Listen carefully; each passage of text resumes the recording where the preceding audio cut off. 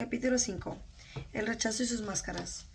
El rechazo es ese ácido caliente que se cuela en cada espacio de nuestra relación con el hijo rechazado.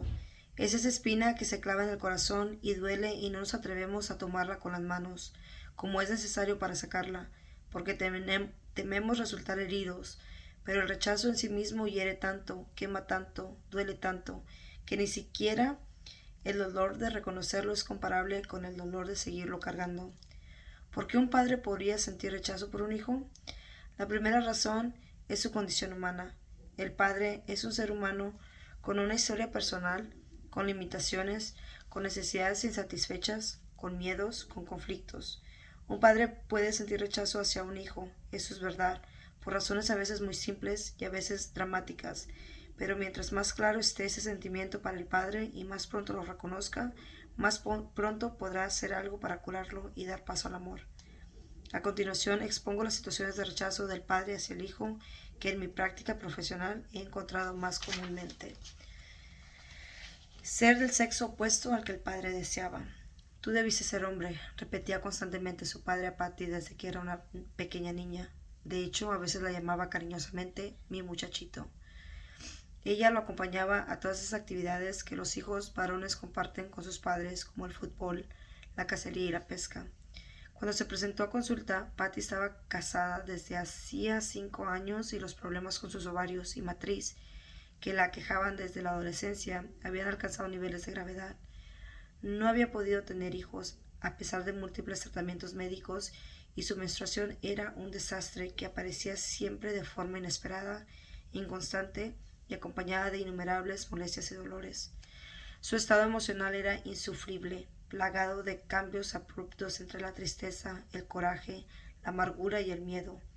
Su esposo estaba a punto de dejarla, no soportaba más los arranques de su mujer y estaba profundamente desilusionado por no tener hijos. Pero, ¿cómo puede una mujer embarazarse, sentirse feliz y tranquila, poseer órganos reproductores sanos y funcionales, cuando cada una de sus células tiene registrado el mensaje «Soy un error, estoy equivocada, siendo mujer soy inadecuada, debería ser hombre, ¿eso sería lo correcto?» A estas alturas de los avances médicos y científicos sabemos de sobra la importancia que tiene el aspecto psicológico como determinante de una enfermedad o una disfunción orgánica y cómo las mujeres que rechazan en una importante medida su feminidad de forma inconsciente por lo general presentan problemas en los órganos y funciones corporales que precisamente tienen que ver con la feminidad. Patty acudió a terapia por indicación de su ginecólogo y afortunadamente llegó cuando a Rubén, su marido, le quedaba todavía un poco de esperanza y un poco de energía para apoyarla, por primera vez, como él mismo había dicho. Ella, por su parte, estaba dispuesta a seguir pagando cualquier precio material y moral con tal de tener un hijo y sentirse feliz siendo quien era. Esos recursos son el potencial idóneo para un trabajo terapéutico profundo y comprometido como el que Patty realizó para reconciliarse con su feminidad, con sus órganos y su cuerpo hermoso, por cierto. Tenía que abrazar a su propia niña interior y decirle lo valiosa que era siendo mujer. Ese trabajo comprometido y profundo siempre da frutos que para Patty y Rubén fueron una hermosa hija. La vida es tan sabia, y una redefinición de su relación en términos más sanos y maduros, favorecidos por el enorme cambio de sentimientos y actitudes en ambos. A veces el mensaje de rechazo por ser el sexo no deseado no es tan claro. A veces se pierde en la sutileza de ciertos comportamientos casi imperceptibles, pero el inconsciente del hijo los recibe, los interpreta, los integra y reacciona ante ellos. En el caso de Patty, esas reacciones eran físicas y obvias, pero con frecuencia las consecuencias de este rechazo toman formas tan variadas como puede ser una constante sensación de inferioridad, depresión, inseguridad, frustración, confusión con la propia identidad, vergüenza, culpa, ira, que se presentan sin una clara explicación. Conozco un fontanero que siempre acude a prestar sus servicios acompañado de su hija veinteañera que hace las veces de su asistente.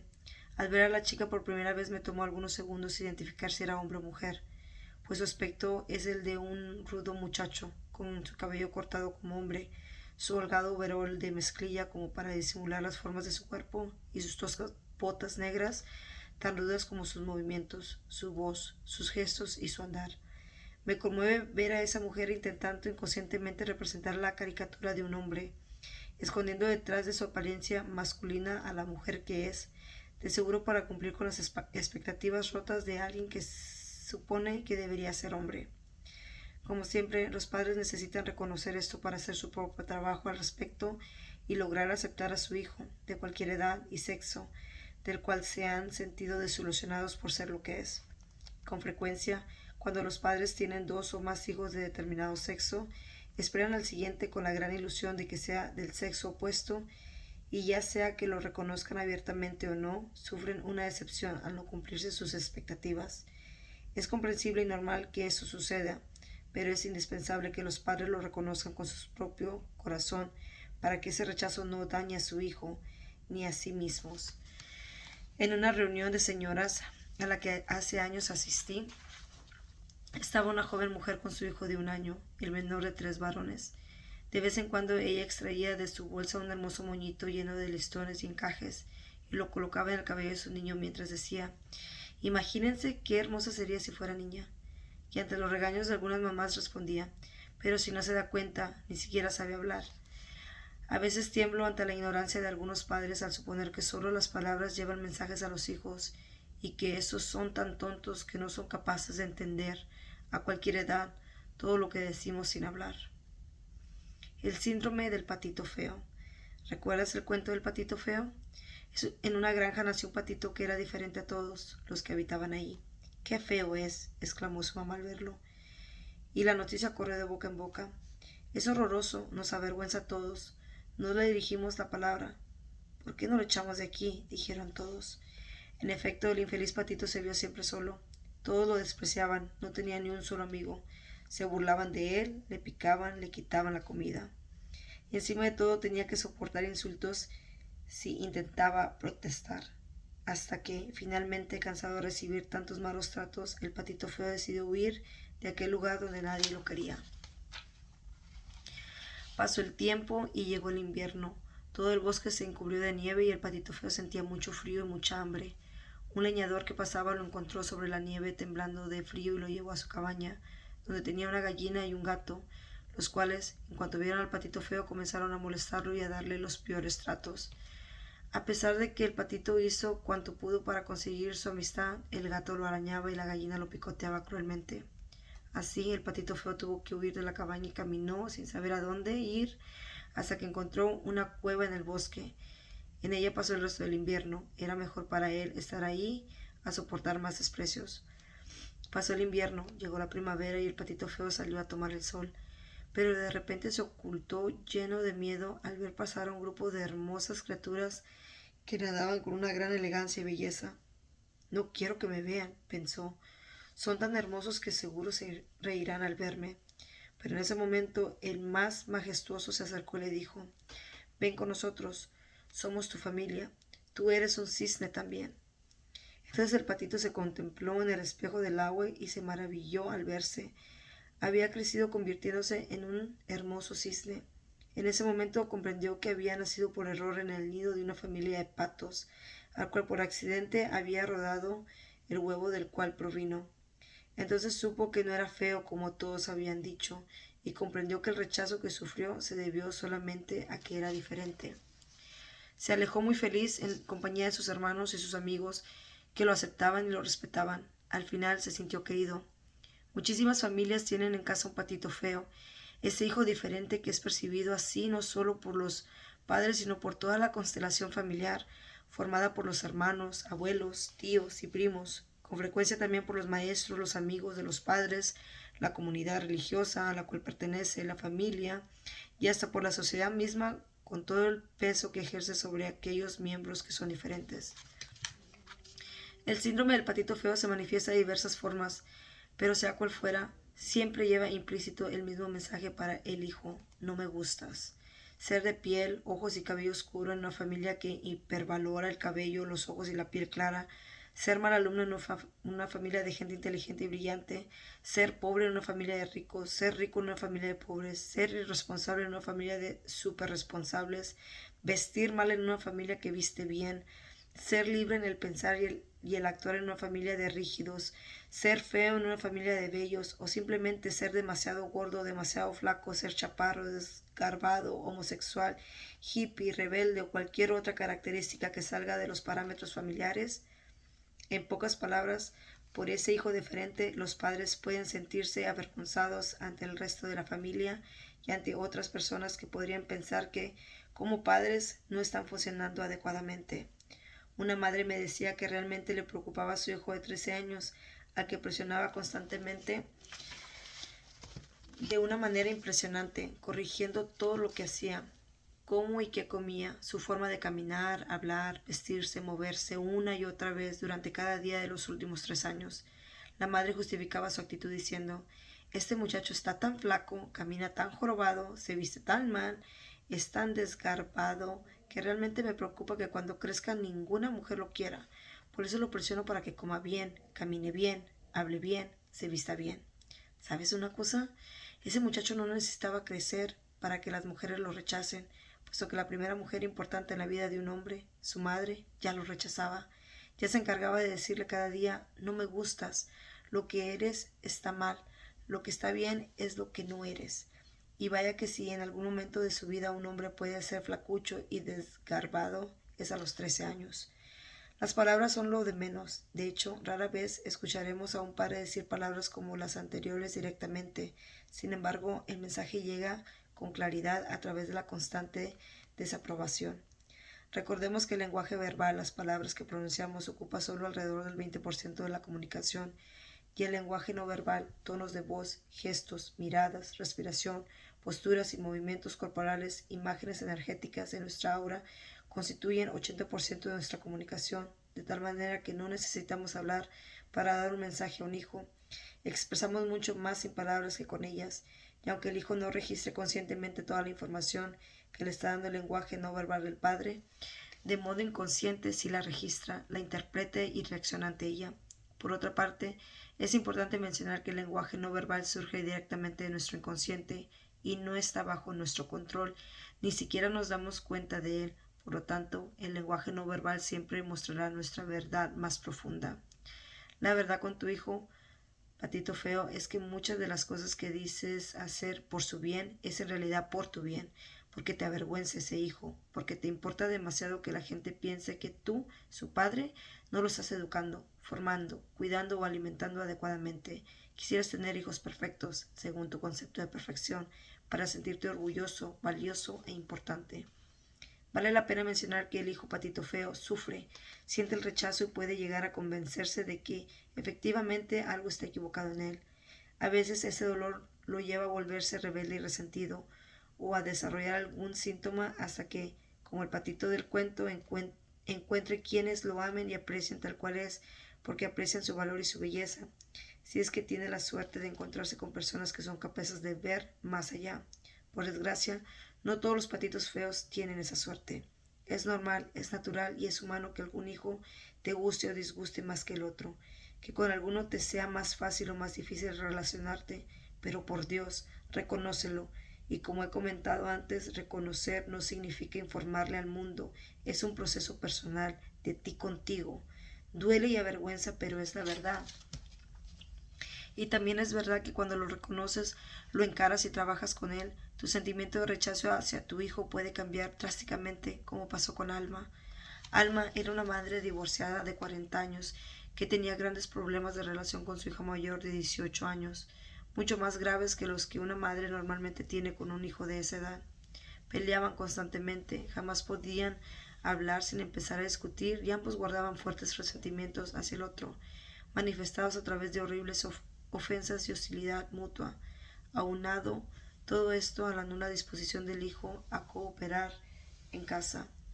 En sus constantes discusiones, el hijo invariablemente le reclamaba: tú no me quieres, siempre has preferido a mi hermano. Por supuesto, a esto la madre le contestaba como lo hacen los padres cuando un hijo reclama algo así: claro que no, yo los quiero igual a los dos. Yo estoy segura de que cuando un hijo de cualquier edad le dice esas cosas a su padre está percibiendo algo. Y eso que percibe no es precisamente que no se le ame en lo absoluto, sino más bien que hay un grado de rechazo hacia él en el corazón del padre, quien por supuesto no lo reconoce. Como casi siempre sucede, Al comentarle esta idea a Alma, su primera reacción fue de negación rotunda. Nos cuesta tanto aceptar estas cosas, pero al hablarle de la importancia de reconocer que algo está sucio para poder limpiarlo, aceptó embarcarse en la tarea de descubrir ese algo y de modo valiente aceptó el compromiso de hacer una carta para su hijo, la cual por supuesto nunca le daría, puesto que solo tendría fines terapéuticos. En ella se daría el permiso de expresar todos sus sentimientos hacia él, prestándole sus palabras a esa parte oculta, secreta y reprimida, permitiéndole desahogarse, atreviéndose a verla de frente y escucharla, contactarla, conocerla, para entonces dejarla ir. Hubiese podido simplemente sugerir a Alma algunos cambios de estrategia en el manejo de su hijo, enseñarle a poner límites, a establecer normas y consecuencias, lo cual sin duda es necesario en un caso como este. Sin embargo, nada de eso hubiese funcionado del todo ni provocado un cambio profundo y duradero sin trabajar primero con sus sentimientos de rechazo, porque como veremos, en el caso de Alma eran muy fuertes. Antes de aplicar pintura nueva había que quitar la vieja, antes de rellenar había que desocupar, había que sacar la basura y remover la mugre para limpiar. A la siguiente sesión, Alma llevaba la carta. Era claro que se dio a sí misma todo el permiso para descubrir y expresar lo que por tantos años había guardado en su corazón. La carta era verdaderamente impactante y conmovedora. Mientras la leía, su cara y su voz expresaban tanto dolor, tanta vergüenza, el dolor de estar reconociendo algo que se negó por mucho tiempo y la vergüenza de ver esa verdad. Mientras la leía, lloraba. Yo también. Era muy dolorosa y expresaba cosas como: desde que naciste y te vi por primera vez me pareciste tan feo. Me reproché cómo había podido yo, una mujer bella, formar en mi vientre un niño tan feo. Siempre me ha dado vergüenza presentarte como mi hijo. Siempre he lamentado que no seas de piel blanca, inteligente y guapo como tu hermano. Y una buena cantidad de realidades así de crudas, así de crueles, así de reales, que salieron de su interior porque ahí estaban, porque habían permanecido ahí en la sombra a la espera de la luz. Como antes mencioné, Alma no le dio esa carta a su hijo porque aunque de modo inconsciente y en una forma muy visceral seguro que él lo sabía, siempre se intuye. Hubiera resultado sumamente difícil para él manejar esa situación, más aún si no estaba recibiendo ayuda profesional. Después de un proceso terapéutico con la carta y sus sentimientos expresados en ella, Alma la quemó, trabajó también con las prácticas propuestas en el capítulo 12 de este libro. Lo hermoso de todo es que, aún antes de terminar ese proceso terapéutico, Alma empezó a sentirse muy diferente respecto a su hijo, mucho más comprensiva y capaz de interesarse en él. Comprendió el dolor, la impotencia y frustración de su hijo por sentirse un fracasado, con la enorme necesidad de ser amado y aceptado, y todos los sentimientos que lo movían a ser como era. Por supuesto, como reacción a la nueva actitud de su madre, el hijo cambió significativamente. Ambos lo hicieron, su relación mejoró de manera muy importante y el chico empezó a mostrarse más dispuesto, más abierto, más accesible a negociar con su mamá y a responder a los límites y acuerdos que ella estableció. Eso sucedió hace alrededor de 3 años y hace 2 meses recibí una carta de Alma. Me decía que está muy bien, que su hijo había cambiado mucho, que la apoya. Su actitud es muy diferente y la relación entre ambos fluye fácilmente, incluso en los conflictos que necesariamente a veces se presentan. Pero la noticia que más me conmovió fue cuando leí: ahora me es muy fácil sentir amor por él. Bravo por Alma. Los padres valientes que enfrentan a sus monstruos interiores obtienen grandes recompensas. Otras razones comunes por las que se puede sentir rechazado hacia un hijo son, por ejemplo, que haya nacido cuando ya no se deseaba un hijo, o porque padece alguna enfermedad desde pequeño que esclaviza y abruma a los padres, o por una razón tan simple pero tan común como parecerse a algún familiar con quien el padre tiene fuertes conflictos o le cae mal. Cualquiera que sea la causa o las circunstancias del rechazo, insisto en la imperiosa necesidad de darse cuenta, reconocerlo para hacer ese cambio profundo hacia el amor y la aceptación. Y todo esto por una sencilla razón: el corazón humano no puede albergar al mismo tiempo sentimientos tan opuestos como el rencor y el amor, o como el resentimiento y la paz, ya que es necesario desocuparnos de uno para dar paso al otro. Si bien el primer paso en la curación del rechazo es reconocerlo, superar la negación, en el capítulo 2 le propongo alternativas para trabajar más profundamente en esto. Pero, ¿qué sucede cuando un padre que siente un importante grado de rechazo hacia un hijo lo mantiene negado y reprimido? En el mejor de los casos mostrará agresión y desamor hacia su hijo, y digo en el mejor de los casos porque esta es la forma menos insana de manejarlo.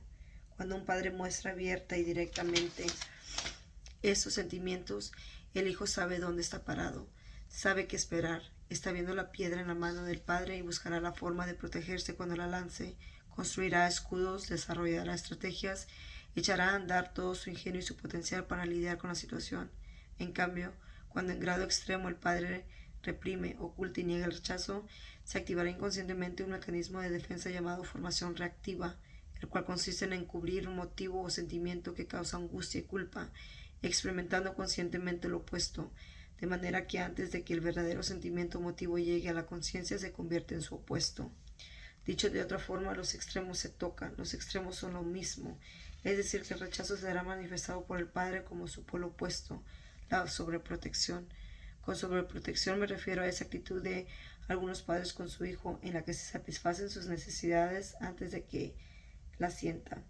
Le dan de sobra antes de que pida, le permiten hacer cosas que a otros hijos no, o no le exigen lo que a otros hijos sí.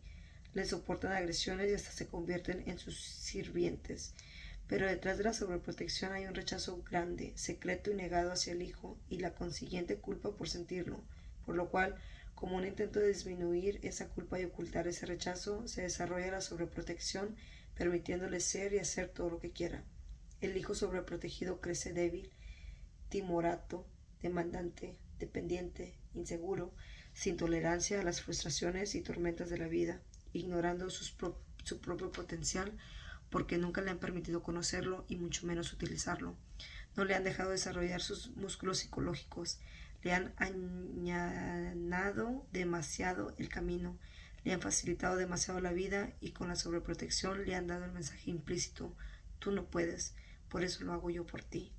Esta debilidad interior puede ser manifestada por el hijo como una actitud de inseguridad e inferioridad, o como su opuesto, la prepotencia, la arrogancia, la exigencia, la superioridad, porque recuerda, los extremos son los mismos. El hijo sobreprotegido puede llegar a manifestar conductas antisociales como exigir, mentir, robar y delinquir en diversas formas, por la sencilla razón de que no sabe respetar límites, ya que nunca se los señalaron. Siempre le han solucionado los problemas que él mismo genera y nunca le han permitido vivir las consecuencias de sus actos, que es, por cierto, la única forma en que un individuo madura y aprende a hacerse responsable. Si tuviéramos que elegir entre el rechazo abierto y directo y la sobreprotección, nos convendría elegir el primero, porque, aunque ambas situaciones causan dolor, en el primer caso el hijo desarrollará la fortaleza suficiente para salir adelante, para defenderse, para compensar de alguna manera las carencias derivadas del abandono emocional producido por el rechazo. Pero optemos mejor por la otra alternativa. Podemos hacerlo. Elijamos el amor. Aquí concluye el capítulo 5.